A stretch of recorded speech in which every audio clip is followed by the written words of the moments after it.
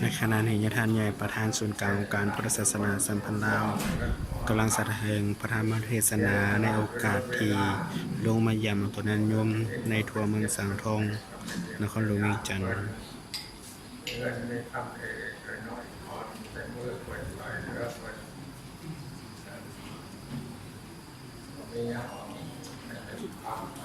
อันนี้เป็นบรรดาประชาชนเข้ามา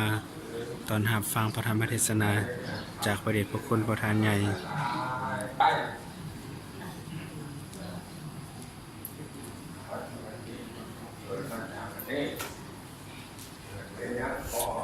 เป็นครั้งทำอิฐที่ประธานศูนย์กลางองค์การพุทธศาสนาสัมพันธ์ลาว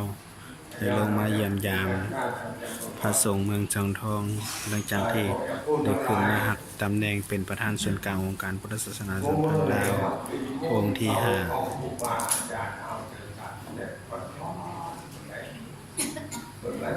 ที่สามก็สามประเภทนี้สามขนมน้ำเนี่ยเอาสิการพัฒนามาเอาสมุดเอาแต่ดูสบายกินสบาย